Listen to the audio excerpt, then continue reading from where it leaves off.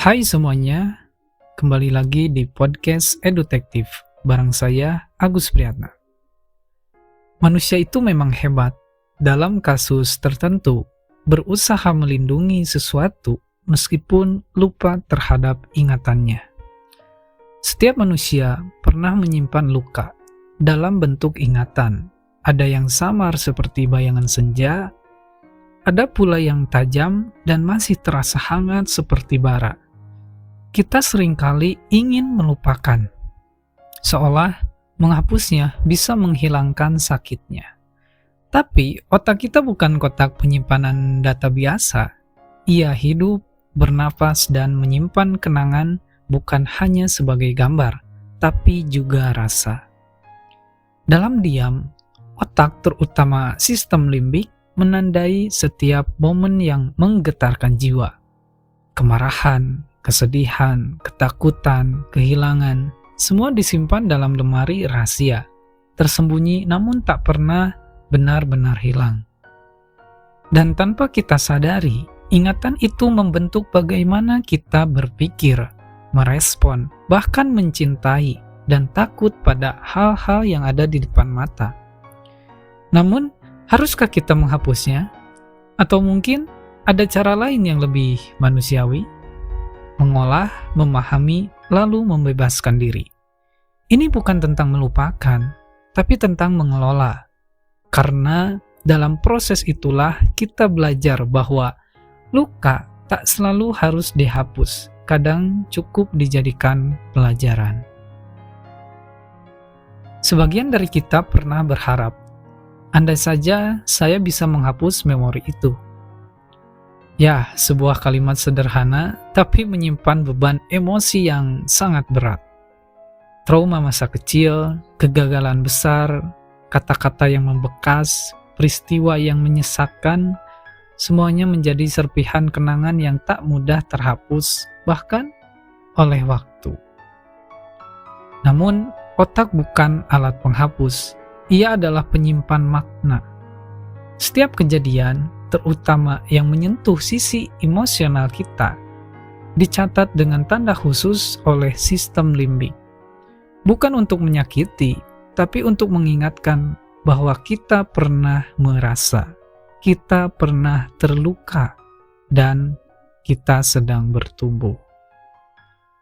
Ilmu saraf menunjukkan bahwa kita tak bisa menghapus kenangan seperti menghapus file di komputer, tapi kita bisa menyuntingnya, mengubah cara pandang kita terhadapnya, membingkai ulang makna di dalamnya, dan merangkulnya sebagai bagian dari narasi besar kehidupan. Dan di sanalah letak keajaibannya. Ketika kita berhenti melawan memori itu dan mulai merangkulnya sebagai guru, bukan sebagai musuh. Ini adalah sebuah perjalanan, menyelami mekanisme otak yang kompleks, menyambungnya dengan pengalaman manusia yang rapuh, lalu menemukan ruang penyembuhan di antara keduanya. Sebuah proyek bukan untuk menghapus, tapi untuk menemukan kembali. Pengalaman yang disertai dengan kemarahan atau kesedihan yang intens itu akan disimpan dengan tanda khusus di sistem limbik otak. Langkah pertama yang harus dilakukan untuk mengatasi ingatan yang tidak menyenangkan adalah kita harus mengulanginya sampai terbiasa. Seperti saat pertama kali, misalkan seorang mahasiswa kedokteran membedah, kemudian merasa gugup dan sangat ketakutan, menjadi biasa saja setelah dia mahir melakukannya.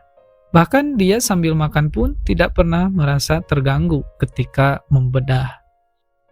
Setelah itu, menstimulus otak bagian korteks prefrontal otak depan kita dengan cara melihat ingatan dari sudut pandang orang ketiga.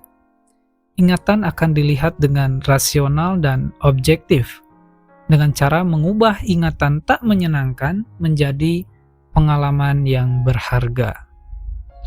Sistem limbik adalah sekelompok struktur otak yang saling terhubung, yang membantu mengatur emosi dan perilaku-perilaku kita.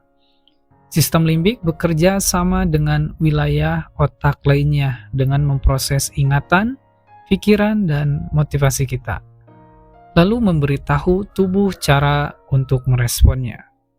Sistem limbik membantu mengendalikan emosi dan perilaku kita. Sistem ini mengatur tindakan kita berdasarkan apa yang dipelajarinya dari lingkungan sekitar. Sistem ini menyerap informasi, memprosesnya, mempelajarinya, dan bereaksi. Ada 4 struktur utama sistem limbik: hipotalamus, amigdala, talamus, dan hipokampus. Jadi, sistem inilah yang bertanggung jawab untuk mengolah peristiwa yang dialami, belajar darinya, serta mempengaruhi cara seseorang untuk bertindak dan merasakannya. Karena kita layak membuka ruang terhadap apapun atau siapapun.